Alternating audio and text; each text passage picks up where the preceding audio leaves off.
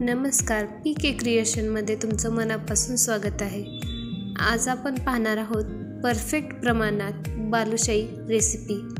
आतून रसरशीत आणि खुसखुशीत अशी बालुशाही। दिवाळी स्पेशल 1 किलो मैद्याची अचूक साहित्य प्रमाण असलेली बालुशाही आज आपण इथे पाहणार आहोत। जर बालुशाही आतून गच्च राहत असेल तर त्यासाठी काही टिप्स आणि जर बालुशाही तेलात टाकताच विरघळत असेल त्यासाठी काही टिप्स या व्हिडिओमध्ये मी दिलेले आहेत।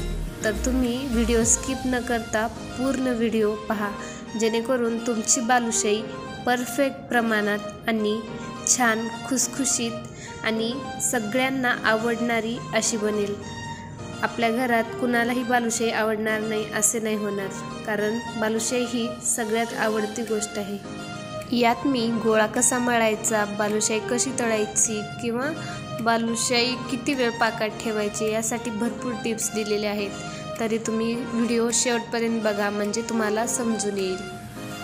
पण तत्पुरती एक विनंती, जर तुम्हाला माझे व्हिडिओ आवडत असेल तर व्हिडिओला लाईक करा आणि चॅनलला सबस्क्राईब करा। इथे मी 1 किलोच्या प्रमाणाप्रमाणे मैद्याचं पॉकेट घेतलेलं आहे। हा मैद्याचं पॉकेट अर्धा किलोचं आहे।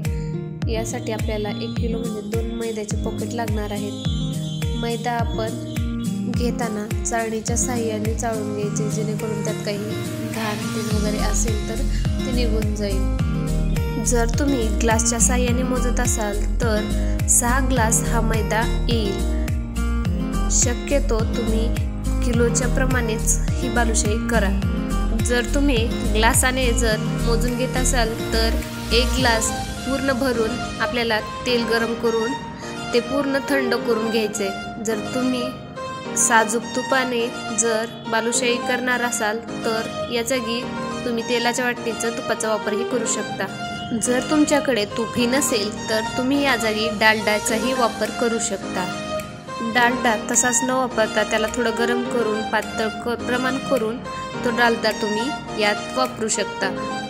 1 किलो मैद्यामध्ये अर्धा लिटर दह्याचा वापर करायचा आहे। दह्यामुळे बालुशाहीला आंबूस अशी छान हलवाई जशी बालुशाही करतात तशी चव येईल। यात आपल्याला 1 चमचा खायचा सोडा टाकायचे। आपल्या घरात जो पोहे खायचा चमचा असतो त्या चमच्याने तुम्ही 1 चमचा खायचा सोडा टाका। आता या मैद्याला आपण सगळं पूर्णपणे एकजीव करून घेऊ आणि यात आपण जे तेल गरम करून थंड करून घेतलेला आहे त्याने आपल्याला आता थोडकं तेल टाकत हा गोळा मळून घ्यायचा आहे, जेणेकरून सगळीकडे तेलाचं मोहन जाईल आणि आपली बालुशाहीला मध्ये गाठी राहणार नाहीत। तुम्ही यात लाल कलरचा फूड कलरही वापरू शकता, जेणेकरून बालुशाहीला कलर येईल। लक्षात ठेवा, आपण जे तूप किंवा डालडा किंवा तेल जे वापरणार आहोत ते रूम टेम्परेचरचं असावे। जर तुम्ही घट्ट तूप वापरलं तर आपली बालुशाही तेलात विरघळू शकते। आता हे तूप एकजीव करून झाल्यावर आपल्याला यात थोडं दही टाकत पीठ छान मळून घ्यायचं आहे।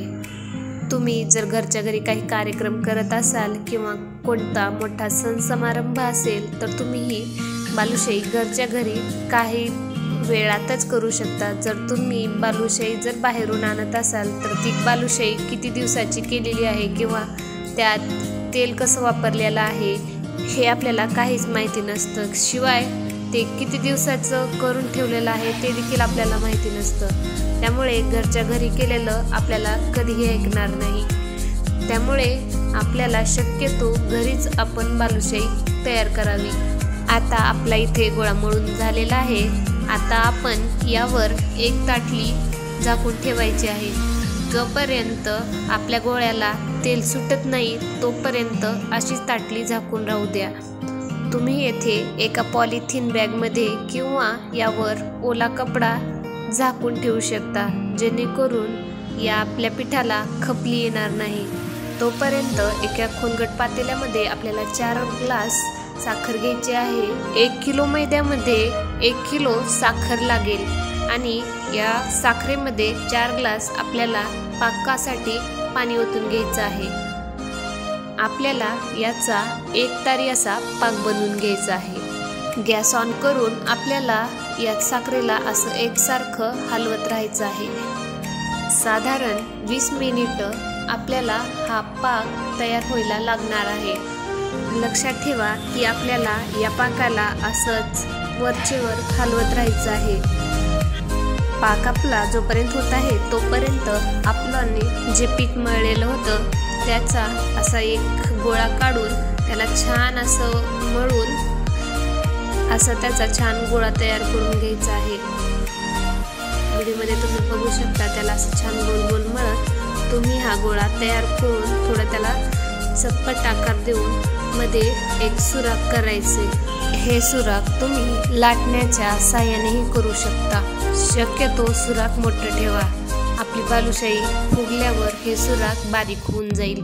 असेच तुम्हाला बालुशाहीच्या आकाराचे शेप तयार करून घ्यायचेत। व्हिडिओमध्ये तुम्ही पाहू शकता किती सुंदर शेप आलेत। आता एका कढईमध्ये आपल्याला 1 किलो पर्यंत तेल गरम करायला ठेवायचे आणि यामध्ये आता एक बालुशाही टाकत आपल्याला टप्प्याटप्प्याने ही बालुशाही तळून घ्यायची आहे।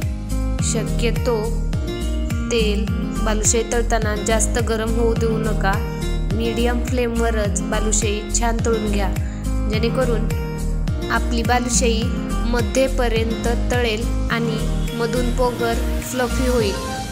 इथे आपल्याला साधारणतः 1 किलो बालुशाहीसाठी 1 किलो तेल लागेल। शक्यतो 1-2 मिनिटं आपण या बालुशाहीला परतायचं नाहीये।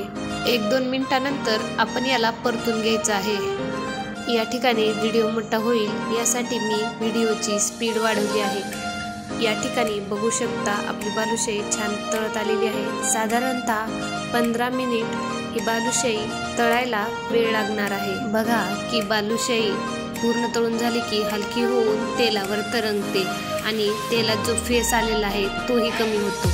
तर इथे समजायचं की बालुशाही ही क्रिस्पी तळून झालेली आहे आणि ही बालुशाही आपल्याला काढून घ्यायची आहे। तळताना जर आपण घाई केली तर बालुशाही मध्ये कच्ची राहू शकते, त्यामुळे मंद आचेवरच तुम्ही या बालुशाही तळून घ्या।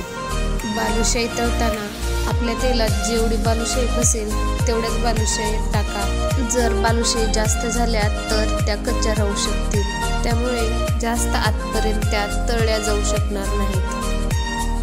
तुम्ही या ठिकाणी या बालुशाया डालड्यात किंवा तुपातही तळू शकता आपल्या इच्छेनुसार।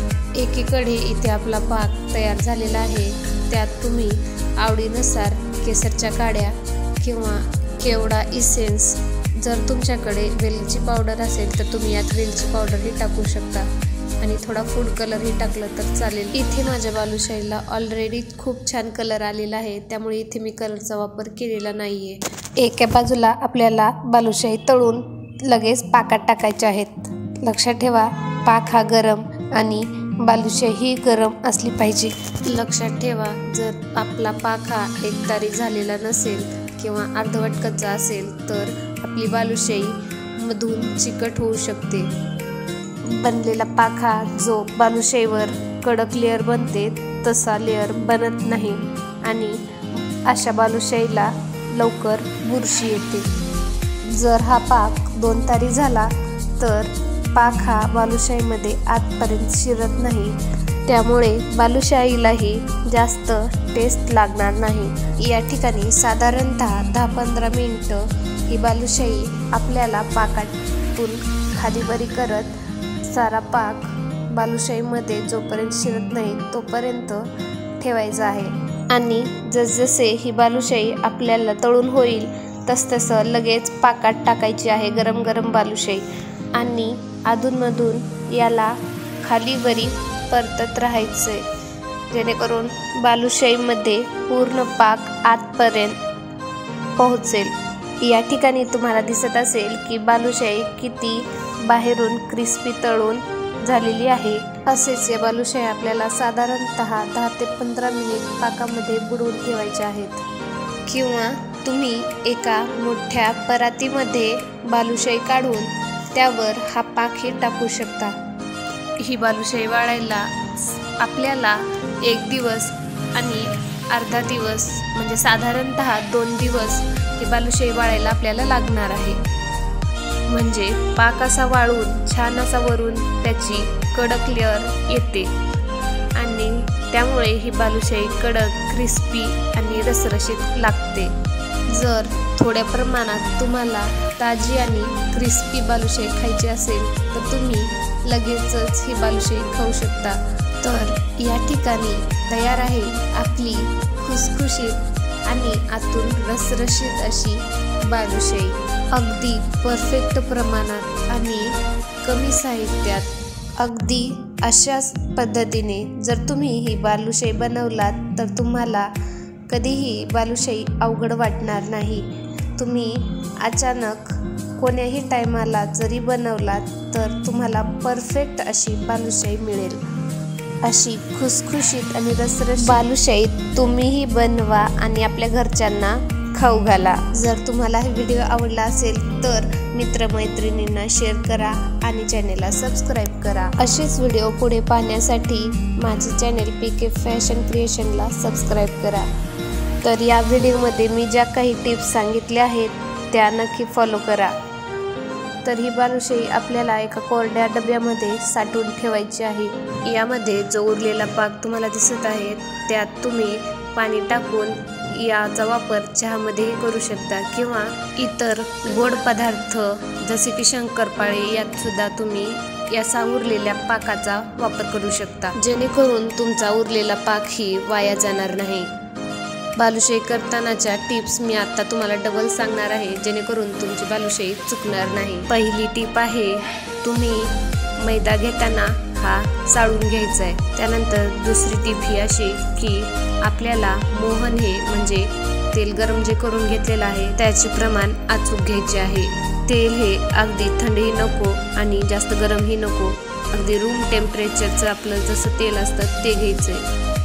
यात लागणाऱ्या दह्याचा वापरही तुम्हाला अचूक प्रमाण लागेल तसे घ्यायचं आहे। दही वापरताना दही हे एकजीव व्हायला पाहिजे।